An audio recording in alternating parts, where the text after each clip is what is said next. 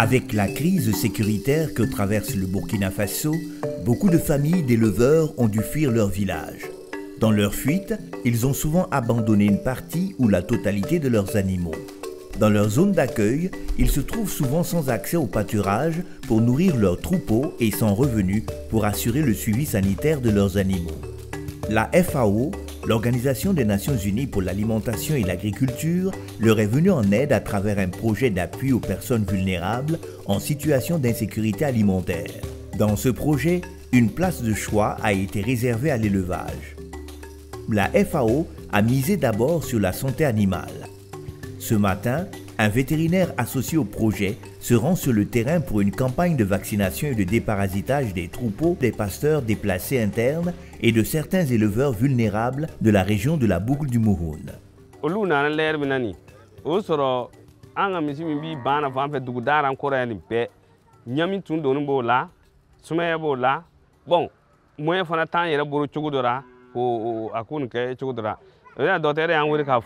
Ko faw na ni projet ko kanga daba soko dan magwansan ya fo ani kwanti kuma ba fo ese kien lo bi galono mi na na bo terrain kan ya yi sisan te ka pisa bara ni yana ko jugu a dieran be vosen son ko ni o ya dam na ni misinu ye saka nu fana kiaman soko ko sobe daba misen ba saka o ya kiaman soko bisi o ya soko ni fura mi ni abi nyami fara abi tumun nu fara.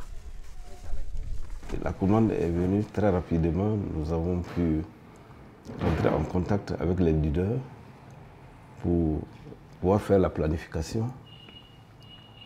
Donc autour de ce programme d'activité. Nous avons beaucoup plus recherché les personnes déplacées internes, la zone d'intervention qui sont déplacées, les cibler, pour ne pas trop ouvrir et qu'ils soient au finish délaissés. Déjà, les gens qui se trouvent en état de stress, si vous les ignorez, ce n'est pas bon pour le pays. C'est là qu'on a vu que réellement il y avait un engouement, le besoin est là, réel. Et les gens ont trouvé que c'était une opportunité. La population a bien compris que la FAO a vu juste dans son soutien. En tout, plus de 74 000 animaux ont été vaccinés contre la pasteurellose bovine et ovine et ont été déparasités dans le cadre de ce projet. Après la santé animale, un autre volet du projet porte sur l'alimentation des animaux.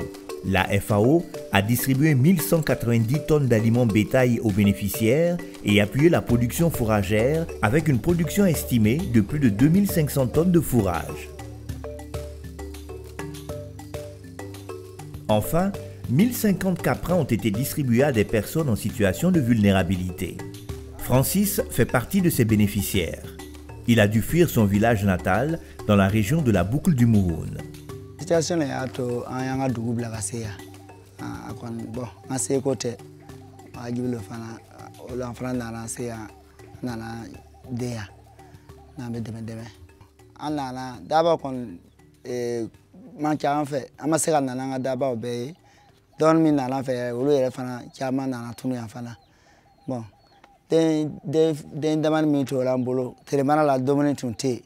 Bon, moi, en cas déplacé à ma sœur à Sénégal, Algérien Koyou, Trutoni, Sababula, Angadaba, ma Sorasa, Telemanala, à Conlian de Meyele, et le Keka, Angadaba, Mitumbi, Inika B, un Wolu Siri, qu'à Trutoni Keka au Balo, au Fana Crisila. Dans le contexte actuel, je pense que c'est un projet qui est très pertinent. Et en tout cas, ce projet est vraiment tombé à pic.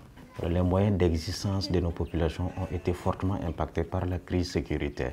Donc ce projet vient à point nommé.